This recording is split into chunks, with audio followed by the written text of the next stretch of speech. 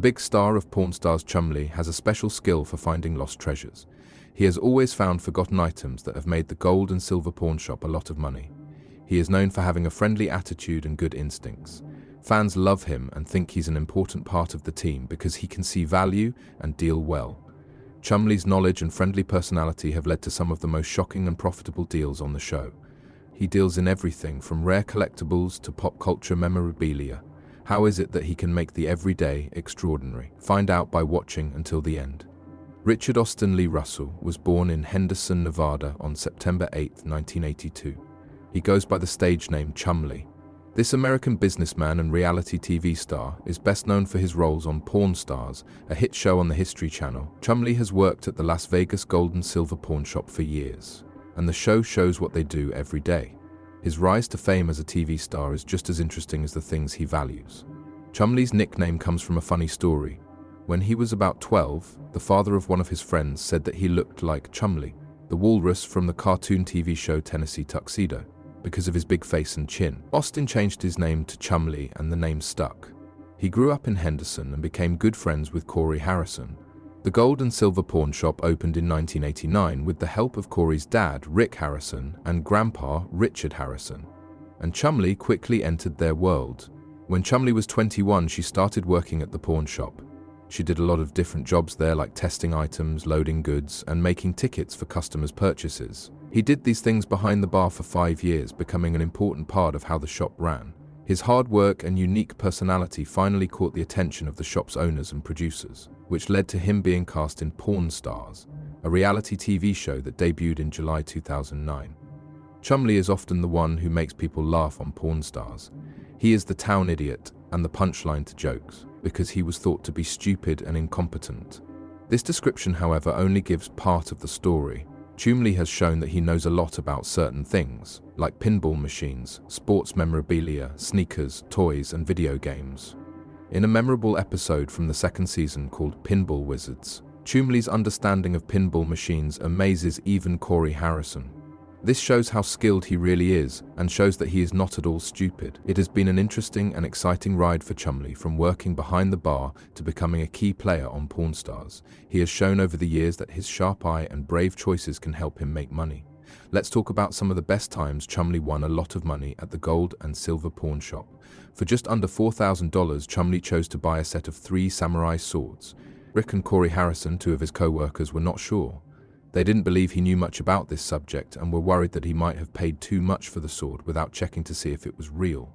To make things clear, they asked Mike, a swords expert in the area, to look over the collection. Mike began by looking at the first sword. It was in great shape and didn't have any big flaws. It did have a small but acceptable nick. The sword was signed by a famous fighter, which was the most important thing about it. It became much more valuable because of this. To Rick and Corey's surprise, Mike confirmed that this was an expensive piece. Mike then moved on to the second sword. He carefully took off the handle to see if there were any marks on it, and there was another name. This sword was made in the late 1400s or early 1500s, which makes it even more historically important. The quality of the work was excellent, and the sword was in good shape, which made it even more valuable. At first, the fact that the third sword had a fake signature seemed like bad news. Mike, however, said that the sword itself was old and valuable, even though the signature was fake. It was made in the early 1400s and is in good shape. Even though it said forged, this sword was still very valuable. Mike gave the final decision after judging all 3 swords. The set was worth about $13,000 altogether. Chumlee's risk paid off, and he made a big return on his $4,000 investment. This deal showed that he could see worth and make smart choices, showing that he was not the village idiot he was often portrayed as being on the show. In another interesting event, Chumlee handled a rare and expensive katana sword that Rick Harrison had bought for $16,000. After 2 years, Rick finally got the sword back from Japan, where it had been totally fixed up by the best craftsmen. This sword was carefully fixed up using traditional Japanese lacquer and fittings from the early 1600s. This brought the sword back to its former glory. Mike, a sword expert in the area, looked at the now perfect katana and put a high value on it, $35,000 to $40,000. Rick made it clear that this sword was not for sale because it had historical value. But things took a strange turn when UFC President Dana White walked into the shop. Dana was looking for a brand new sword to add to his collection. When Chumlee saw a chance that couldn't be missed, he gave Dana the katana. Even though Rick had told him not to, Chumlee knew there was a good chance for a big sale. Dana began to negotiate because she was interested in the sword's past and how it was made. After some back and forth, agreed to pay $30,000 for the sword. But his deal didn't end there. Dana was interested in more than just the sword. He saw more swords in the store and chose to buy a bunch of them. With this extra buy, the total sale price reached an amazing $60,000. When Rick found out that his prize sword was being sold, he was understandably angry. What happened after his talk with Dana, though, was even stranger. Finally, Dana bought another sword for $9,000. This brought his total cost to $69,000.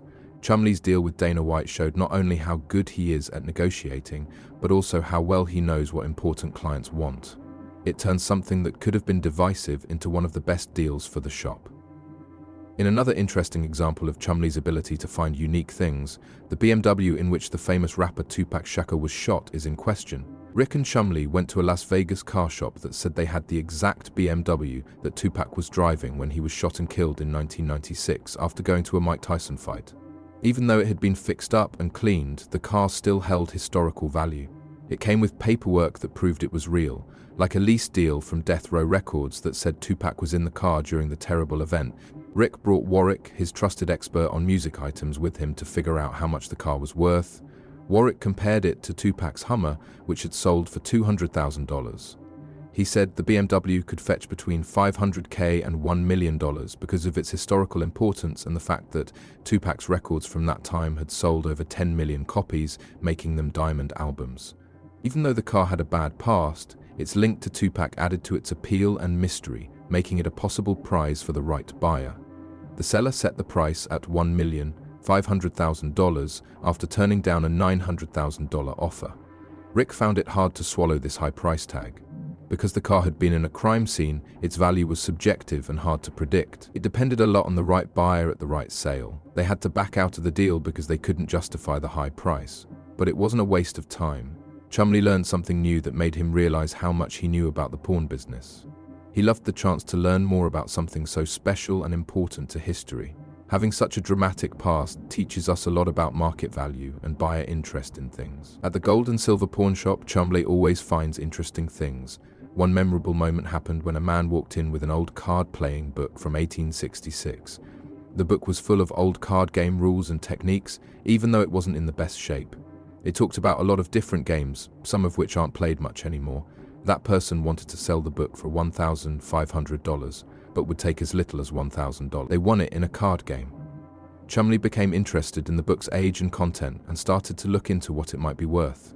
Long whisked, 5-card cribbage, and different kinds of poker, like straight poker, draw poker, and the less well-known whiskey poker, were all in the book.